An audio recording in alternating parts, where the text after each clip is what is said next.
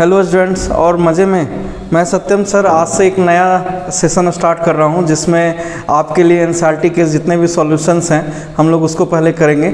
और यहां पर हम लोग 12th क्लास और 10th क्लास दोनों के एनसीईआरटी सॉल्यूशन केमिस्ट्री को हम लोग कवर करने जा रहे हैं।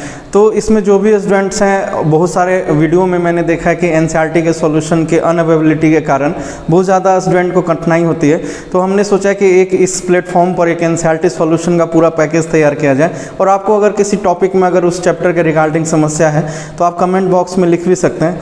और बहुत सारे स्टूडेंट, ये फर्स्ट मेरा सेशन है जो कि लाइव हो रहा है, और इस लाइव सेशन में बहुत सारे स्टूडेंट जुड़ चुके हैं, जैसे आरती है, मनोहर है, हाँ, आकृति, यस मोहम्मद, हाँ, सभी जुड़ चुके हैं। तो धीरे धीरे और भी स्टूडेंट जुड़ रहे हैं। तो हम लोग आज से शुरू कर रहे हैं।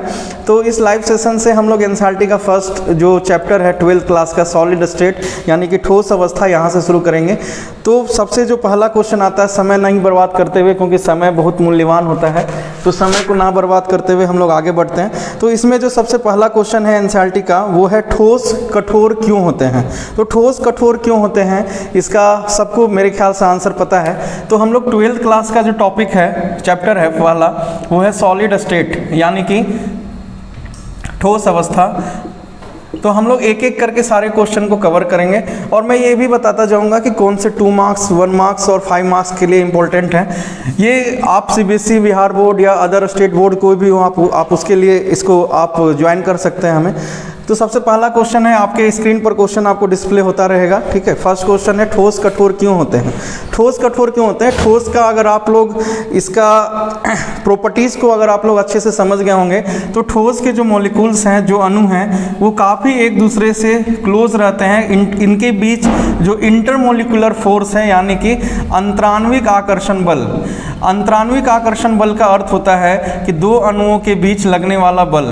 तो अंतराण्विक आकर्षण बल ठोस के लिए काफ़ी अत्यधिक होता है, मतलब बहुत ज़्यादा अधिक होता है। और इनके किसी भी, अगर हम 3 अणुओं के बीच में बात करें तो यहाँ पर जो दूरी है वो न्यूनतम दूरी होती है, जिस कारण से वहाँ पे किसी भी प्रकार का वाइब्रेशन या दोलन नहीं हो सकता। और जो मॉलिक्यूल्स है वो काफ़ी एक दूसरे से टाइटली क्लोज्ड होते हैं, और इस वजह से जो भी ठोस हैं वो कठोर होते हैं, ठीक है। अगर हम इसमें सेकेंड क्वेश्चन की बात करें तो सेकेंड क्वेश्चन का भी आंसर लगभग मिलता जुलता है। मैं क्वेश्चन आपको पढ़ के सुना दे रहा हूँ। ठोसों का आयतन निश्चित क्यों होता है। तो ठोसों का आयतन निश्चित क्यों होता है, उसका भी आंसर आपको इसकी जो ठोस के मुख्य गुणों में से है कि इनके बीच अंतराण्विक आकर्षण बल का होना।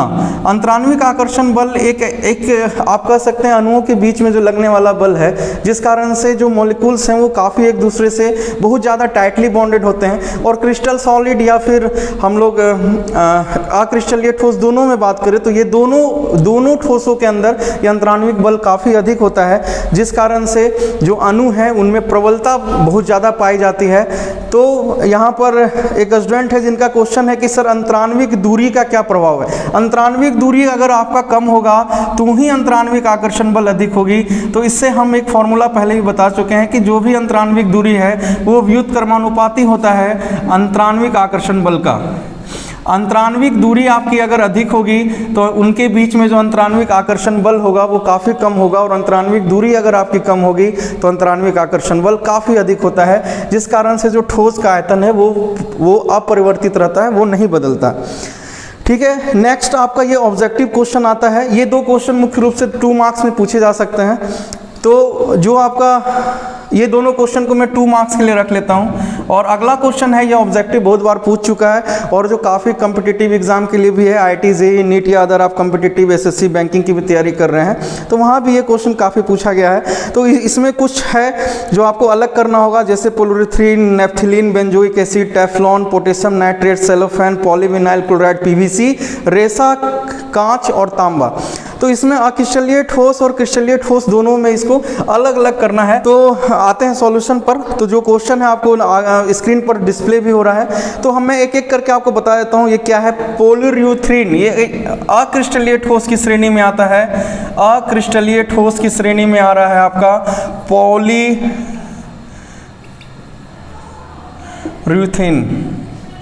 ये एक प्रकार का आपका बहुलक है जो कि लगभग पॉलीथीन के जैसा मिलता जुलता होता है। नेफ्थिलीन, नेफ्थिलीन की गोली आप लोगों ने देखा होगा, नेफ्थिलीन। नेपथिलीन की गोली वो चूहे भगाने के काम में आती है, उसमें मुझे तो उसका सुगंध काफ़ी अच्छा लगता है, आप लोगों का पता नहीं। टेफ्लॉन, टेफ्लॉन के लेयर चढ़ाई जाती है। ये सारे एक तरह के पॉलीमर हैं और जो भी बहुलक होंगे वो अक्रिस्टलीय ठोस की श्रेणी में आता है, क्योंकि उसका सबसे पहला मोनोमर हम प्लास्टिक को मान सकते हैं। तो प्लास्टिक एक प्रकार का अक्रिस्टलीय ठोस है, इसलिए उससे बने हुए जितने भी बहुलक हैं सभी अक्रिस्टलीय ठोस में जनरली आते हैं। टेफ्लॉन, टेफ्लॉन की परत चढ़ाई जाती है जहाँ पर तेल का उपयोग कम होता है बर्तनों के निर्माण में। सेलोफेन, सेलोफेन आपने देखा होगा जब किसी भी प्लास्टिक एक एल्युमिनियम की पतली परत जैसी होती है जिससे किसी भी चीज़ को बांधा जाता है, रैप किया जाता है, वही सेलोफेन होता है। सेलोफेन ये भी आपका अक्रिस्टलीय ठोस की श्रेणी में है। उसके बाद है पीवीसी यानी कि पॉलीविनाइल क्लोराइड, इसका उपयोग सबसे ज़्यादा तार बनाने में किया जाता है। ये क्वेश्चन एसएससी बैंकिंग में काफ़ी बार पूछा गया कि पीवीसी का उपयोग कहाँ होता है। जो भी आपके घर में वायर होते हैं वो एक स्टूडर मशीन होती है, दिल्ली कभी घूमने जाएगा तो दिख जाएगा, वहाँ पर इसका पीवीसी की मशीन के द्वारा, स्टूडर मशीन के द्वारा यहाँ तार के जो कवर है उनको बनाया जाता है। और भी चीज़ें हैं जो पीवीसी से बनाई जाती है। तो पीवीसी एक प्रकार का प्लास्टिक जैसा अवयव है और ये अक्रिस्टलीय ठोस की श्रेणी में। रेसा कांच, जिसका अभी ऑप्टिकल फाइबर में काफ़ी यूज हो रहा है। मैं आपको डिटेल जानकारी दे रहा हूँ, ऐसा ना कि सिर्फ आंसर बता रहा हूँ, तो आप ध्यान से सुनते रहिएगा। रेसा कांच यानी कि ऑप्टिकल फाइबर, ये हो गए उसकी श्रेणी है जिस श्रेणी में हमने अक्रिस्टलीय ठोस को रखा है। अब इसी में से अब हम अलग कर रहे हैं जो क्रिस्टलीय ठोस है। तो आपको यहाँ पर एक बात बहुत अजीब लगेगी, बेंजोइक एसिड। बेंजोइक एसिड जिसका सूत्र होता है C6H5COOH, जिसका स्ट्रक्चर होता है आपका बेंजीन के ऊपर एक COH। ठीक है, ये बेंजोइक एसिड का जब हम प्यूरिफिकेशन करते हैं क्रिस्टलाइजेशन मेथड से, तो उसमें आपको, अगर आप इसका फुल्ली डिटेल अगर आप देखना चाहते हैं तो मैं यूट्यूब के लिंक में दे रहा हूँ, आप उसमें डिस्क्रिप्शन में देख लेंगे। जब उसका प्यूरिफिकेशन किया जाता है तो उस टाइम पे जो क्रिस्टलाइजेशन प्रोसेस है उसके अनुसार से, उसके तहत आपको बेंजोइक एसिड का जो लास्ट में मटेरियल मिलेगा वो लगभग आपका क्रिस्टल जैसा होता है। लगभग क्या, ये क्रिस्टल ही होता है, इसीलिए बेंजोइक एसिड होता तो लिक्विड है, बट आप जब इसका क्रिस्टलाइजेशन मेथड में प्यूरिफिकेशन करेंगे तो आपको बेंजोइक एसिड आपको एक सॉलिड क्रिस्टल के फॉर्म में मिलता है। अगला है पोटेशियम नाइट्रेट। मैं पोटेशियम नाइट्रेट की भी अगर बात करूं तो ये भी क्रिस्टलाइजेशन प्रोसेस में प्यूरिफिकेशन करने पर आपका काफ़ी अच्छा एक क्रिस्टल ठोस का उदाहरण। और तांबा, तांबा को तो सभी जान रहे हैं, यानी कि कॉपर। कॉपर आपका एक मेटालिक क्रिस्टल सॉलिड होता है, यानी कि धात्विक क्रिस्टलीय ठोस है। ठीक है, यहाँ तक मेरे ख्याल से कोई समस्या नहीं आई होगी। अब हम लोग अगले क्वेश्चन पर आते हैं। अगला क्वेश्चन है आपका 4 नंबर क्वेश्चन है। इसमें सारे क्वेश्चन ऑब्जेक्टिव आते हैं, 1 मार्क्स क्वेश्चन आता है, तो इसलिए आप इसको ध्यान में अगर रखेंगे तो आगे कॉम्पिटिटिव एग्जाम के लिए भी काफ़ी बेहतर रहेगा। तो आपको इससे घबराना नहीं है कि अभी एनसीईआरटी में काफ़ी क्वेश्चंस हैं, तो क्वेश्चंस हैं उनको बनाना है तभी आप अलग दिख पाएंगे। नहीं तो जो बच्चे सभी कर रहे हैं आप भी वही कर सकते हैं, थ्योरी पढ़ के केमिस्ट्री ख़त्म कर सकते हैं। ठीक है, तो थोड़ा मेहनत करते हैं। 4 नंबर क्वेश्चन पे आते हैं। 4 नंबर हमारा क्वेश्चन है, कांच को अतिशीतित द्रव क्यों कहा जाता है? अतिशीतित द्रव का आप अगर मतलब निकालेंगे तो अतिशीतित द्रव, अति मतलब होता है बहुत, शीतित मतलब होता है ठंडा, और द्रव मतलब तो आप जान ही रहे हैं द्रव।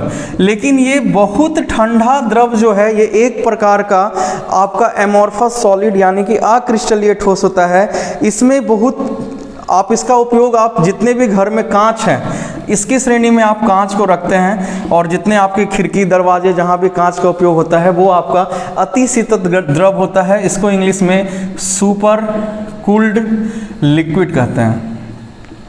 और ये आपका अक्रिस्टलीय ठोस है, ना कि क्रिस्टलीय ठोस होता है। इसको आप छद्म ठोस की भी श्रेणी में रखते हैं। कभी कभी क्वेश्चन इस प्रकार से भी घुमा के पूछा जाता है कि छद्म ठोस क्या है।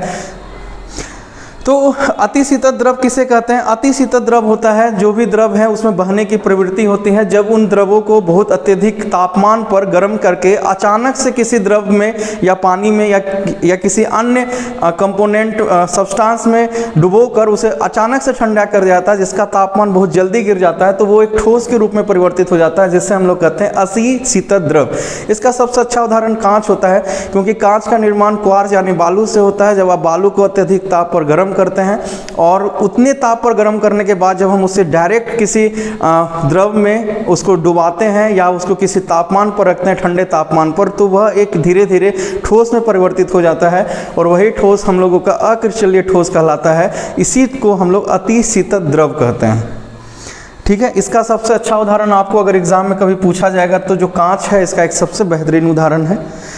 नेक्स्ट क्वेश्चन है हम लोगों का कि ठोस के अपवर्तनांक का सभी दिशाओं में समान मान प्रक्षेपित होता है। इस ठोस की प्रकृति पर टिप्पणी दीजिए। क्या यह विदलन गुण प्रदर्शित करेगा? यानी कि विदलन गुण सभी दिशाओं में अपवर्तनांक का समान होना।